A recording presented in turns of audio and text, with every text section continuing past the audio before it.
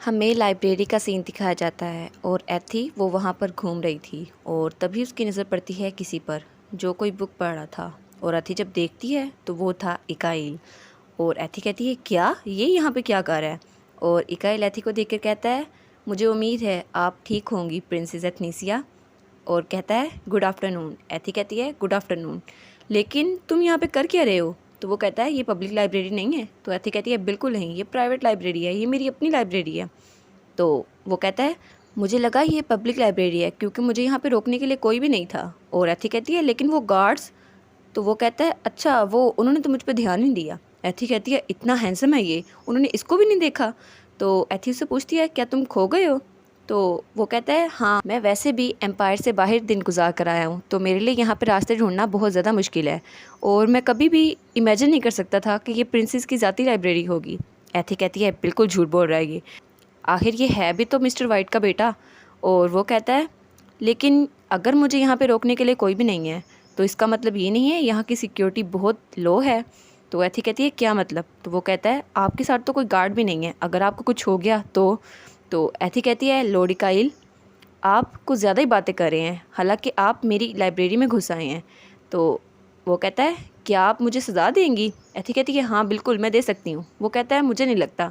तो एथी कहती है क्यों, ऐसा क्यों है। तो इकाइल कहता है अगर किसी के घर में बिना इजाज़त घुसने की बात है तो फिर हम तो इवन हो चुके हैं, है ना। तो एथी कहती है ये बदतमीज़। और एथी से कहती है लॉर्ड इकाइल आप बिल्कुल अपने डैड की तरह हैं। और वो एथी को देखता है और कहता है माफ़ कीजिएगा मैंने आज बहुत ज़्यादा रूडनेस दिखाई है और आपकी लाइब्रेरी में घुसने के लिए बहुत ज़्यादा माफ़ी मांगता हूँ मैं। और मेरा बिल्कुल इरादा नहीं था, लेकिन जब मैं यहाँ पे घूम रहा था तो मेरे दिल में एक ही ख्याल था काश मैं आपसे टकरा जाऊँ, और देखिए मैं आपसे टकरा गया।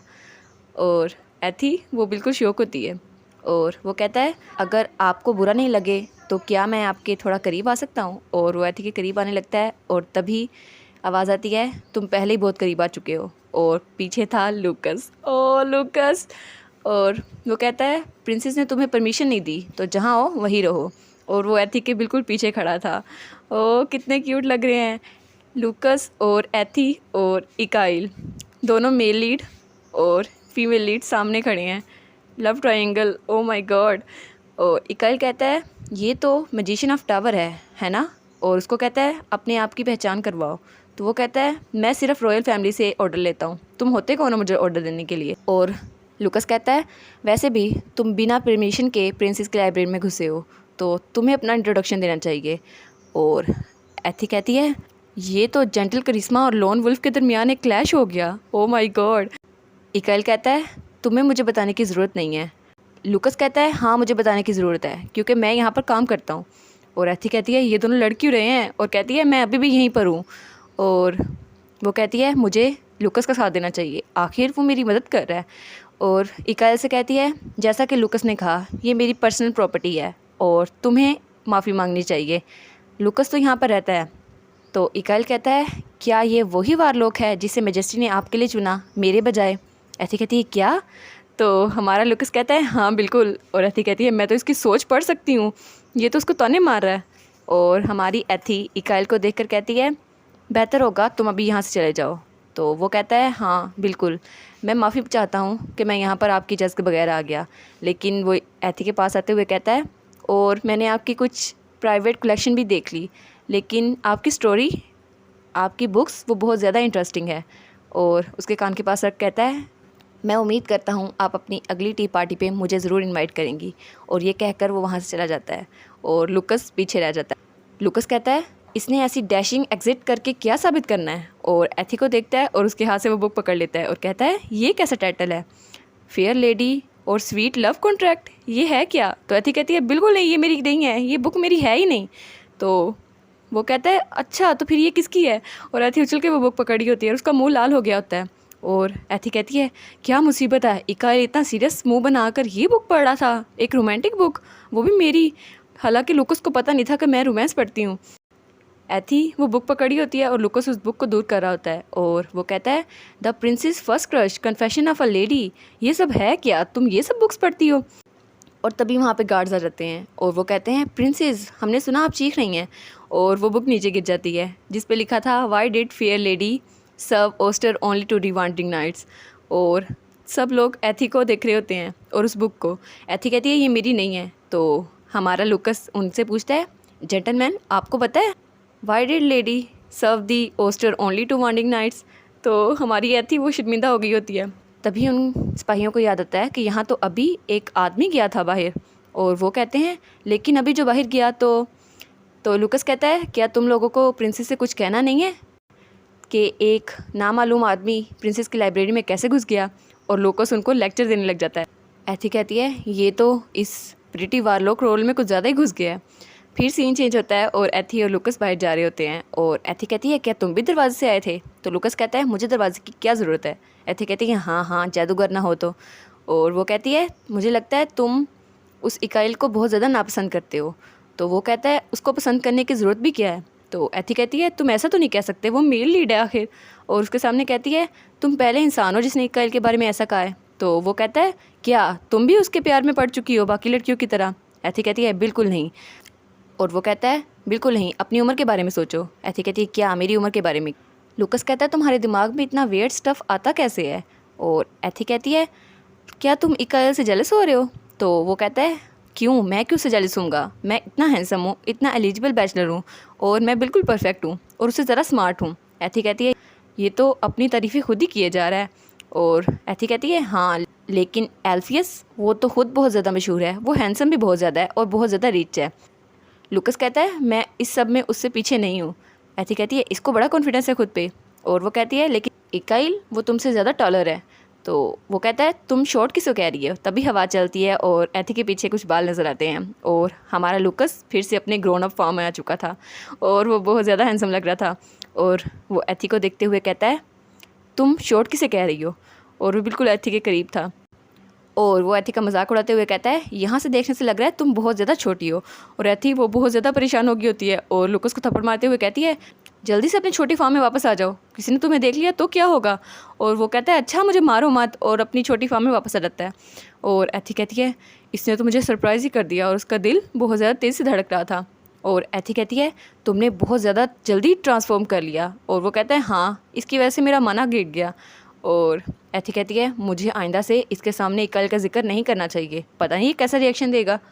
सीन चेंज होता है और हमें फिर से पार्टी सीन दिखाया जाता है टी पार्टी का सीन जहाँ पर एथनीसिया बैठी थी और बाकी लड़कियाँ बातें कर रही थी। एथी कहती है मैं कौन हूँ मैं कहाँ हूँ। फिर उसे याद आता है कि एम्परर ने उससे पूछा था क्या तुम्हें टी पार्टी में मज़ा आया। और एथी कहती है हाँ बहुत ज़्यादा मज़ा आया।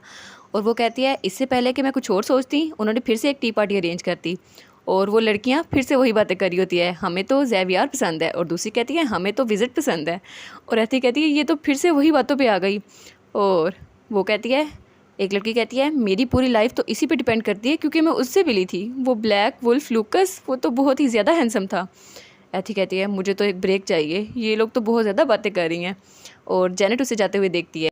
एथी ट्री के पास बैठती है छतरी लेकर और तभी उसके पास आती है जेनेट। वो कहती है आज मौसम बहुत ज़्यादा अच्छा है ना। तो एथी कहती है हाँ मैंने सुना था आज बारिश होगी इसलिए मैं अम्ब्रेला लेके बैठी हूँ। तो जेनेट कहती है मुझे लगता है आपको वहाँ मज़ा नहीं आ रहा था। और एथी कहती है हाँ मुझे थोड़ी देर आराम करना था इसलिए मैं यहाँ पर आ गई। एथी कहती है तुम उनके साथ बात नहीं करना चाहोगी वो लोग इतनी मज़े की बातें कर रही हैं। तो जेनेट कहती है हाँ बिल्कुल उनकी बातें बहुत ज़्यादा मज़े की है। एथी कहती है फिर मेरे साथ क्यों बैठी हो। और वो कहती है हाँ लेकिन मैंने ऐसी बातें कभी नहीं सुनी वो सॉफ्ट करिश्मा वो वाला कमेंट इकाइल ये सुनकर तो बहुत ज़्यादा हंसा था। एथी कहती है क्या तुमने किसको बता दिया। जेनेट कहती है हाँ इकाइल को मैंने ये सारी चीज़ें बता दी थी और उसने कहा था ये सारी बातें तुमने सुनी कहाँ से हैं। और मैंने उनको बताया था कि प्रिंसेस की टी पार्टी में ये बातें सुनी हैं। और एथी कहती है हाँ बिल्कुल जेनेट तो लीडिंग लेडी थी। और वो हंस रही होती है और एथी कहती है कितनी क्यूट लग रही है ये। जेनेट कहती है ये सब इतना फ़नी था मैंने तो कभी भी इकाइल का फेस ऐसे नहीं देखा। और एथी उसे देखती है और कहती है हाँ बिल्कुल ये तो फ़नी होगा मैं भी उसका चेहरा देखना चाहती हूँ लेकिन। और एथी और जेनेट वहाँ बैठी लड़कियों को देखती हैं और एथी कहती है मिस मार्गिटा मैं यहाँ थोड़ी देर और बैठूँगी तो आप चाहें तो वापस जा सकती हैं। तो जेनेट कहती है क्या इसका मतलब है आप मुझे पसंद नहीं करती। एथी कहती है क्या। तो जेनेट हमारी एथी की तरफ देखती है और एथी कहती है ये तो बिल्कुल स्ट्रेट शूटर है। और वो उसकी तरफ देखती है और कुछ बोलने लगती है। तो हमारी जेनेट अपसेट हो जाती है। एथी कहती है बिल्कुल नहीं, ऐसा कुछ नहीं है। और वो खांसते हुए कहती है असल में मैंने कभी भी किसी के साथ दोस्ती नहीं की, मेरी उम्र के कोई भी लड़कियां मेरी दोस्त नहीं रही। और एथी कहती है मुझे लग नहीं रहा, मैं एक्टिंग कर रही हूँ। और उसके सामने कहती है ऐसा नहीं है मैं आपको नापसंद नहीं करती, लेकिन मुझे कंफर्टेबल महसूस नहीं होता। तो जेनेट कहती है मुझे भी ऐसा ही लगता है, मुझे भी लोगों के दरमियान अनकंफर्टेबल महसूस होता है, लेकिन जब से मैंने आपसे बात की है तो मुझे पता चला है आप और मैं बिल्कुल एक जैसी हैं। तो मैं चाहती हूँ कि हम दोनों दोस्तें बन जाएं। और एथी से देखती है और जेनेट कहती है क्या ये रूड तो नहीं होगा। और एथी सोचती है ये मुझे बहुत ज़्यादा सरप्राइज़ कर गया था कि जेनेट हमेशा से एक बहन और डैड चाहती थी और वो अपनी फैमिली चाहती थी। और एथी कहती है सिस्टर। और उसके सामने कहती है नहीं। जेनेट जब उसे देखती है तो एथी कहती है बिल्कुल नहीं, मुझे कोई मसला नहीं, हम दोस्ती कर सकते हैं। और एथी दिल में सोचती है ये तो मुंह से निकल गया। और वो जेनेट कहती है थैंक यू, मैं बहुत ज़्यादा खुश हूँ। एथी कहती है ये तो बहुत ज़्यादा खुश हो गई। और वो कहती है मुझे नहीं पता, लेकिन जब ये वार्निंग ख़त्म हो जाएगी तो जेनेट की वजह से एथनीसिया नावल में मर जाएगी, लेकिन मैं खुश हूँ क्योंकि मैं इसके साथ हूँ।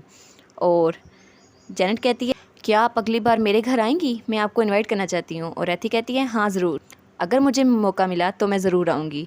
और फिर सीन चेंज होता है और वो बाकी लड़कियाँ हमारी जेनेट से पूछती हैं आप इकाल के बारे में कुछ बताएंगी, उनका फेवरेट कलर क्या है। तो जेनेट वो कहती है मुझे उनके बारे में कुछ ज़्यादा नहीं पता। तो वो जब पीछे देखती है तो कहती है एक्सक्यूज़ मी। और वो महल की तरफ जाती है और वो इर्द गिर्द देखती है और कहती है मैं कहाँ पहुँच गई, मुझे कोई मेड्स और सर्वेंट नहीं दिख रहे। और तभी उसे आवाज़ आती है कौन हो तुम। और जब वो पीछे देखती है तो वो चौंक जाती है और पीछे खड़ा था एम्परर द क्लॉड। और वो बहुत ही ज़्यादा हैंडसम लग रहा था। और वो कहता है तुम बहुत ज़्यादा रूड हो, इतनी डेयरिंग, इस महल में खुद से घूम रही हो। तो जेनेट वो उसको देखती है और वो दिल में चीख रही होती है, कहती है क्या ये सामने कैसे आ गए। और वो उसके सामने कहती है क्या आप मुझे पहचानते हैं। तो एम्परर कहता है क्या कोई ख़ास वजह है जिसकी वजह से मैं तुम्हें पहचानूं। और एम्परर वो बहुत कोल्ड होकर ये बात कर रहा होता है और जेनेट वो बहुत ज़्यादा परेशान हो जाती है। और एम्परर इर्द गिर्द देखता है और कहता है एक आउटसाइडर, वो भी इस वक्त यहाँ पर, तुम ज़रूर एथी की टी पार्टी से आई होगी और मैं तुम्हें बख्श रहा हूँ क्योंकि तुम एथी की दोस्त हो, लेकिन ख़ुद को लकी समझो, अगर तुम एथी की मेहमान ना होती तो मैं इस मामले को कभी ख़त्म ना करता। और वो अपनी रिंग को छेड़ रही होती है और तभी उसकी आंखें वो ब्लू हो जाती हैं, शायद उस रिंग की वजह से ही उसकी आंखों का कलर चेंज होता था। और जेनेट कहती है ऐसा दोबारा कभी नहीं होगा। और एम्परर कहता है अगर मैंने तुम्हें दोबारा पकड़ लिया तो इसके नताइज बहुत बुरे होंगे। और जेनेट मुँह नीचे कर लेती है और कहती है I am sorry your majesty. और एम्परर वो वहाँ से चला जाता है और जाते हुए जेनेट को देखता है और उसकी आंखें ब्लू थी। और एम्परर उसको देखकर कहता है मैं तुम्हें वार्निंग दे रहा हूँ, दोबारा कभी मेरे सामने मत आना। और जेनेट वो वहीं खड़ी रह जाती है और अपने हाथ मसल कर कहती है कोई बात नहीं, उनको नहीं पता मैं कौन हूँ, उनको आखिर पता चल ही जाएगा, अंकल उनको बता देंगे। और वो कहती है ठीक है, अब मुझे प्रिंसेस के पास वापस चले जाना चाहिए। और इसी के साथ ये वाला पार्ट यहाँ पर ख़त्म। तो आप लोग बताइएगा आपको ये पार्ट कैसा लगा, प्लीज़ लाइक करिएगा, कमेंट करिएगा और शेयर करिएगा। और जो न्यू व्यूवर्स हैं काइंडली वो चैनल को सब्सक्राइब कर दें। और पिछली वीडियोस का लिंक आपकी स्क्रीन पर नज़र आ रहा होगा तो काइंडली उनको भी चेकआउट कर लें। Thank you so much.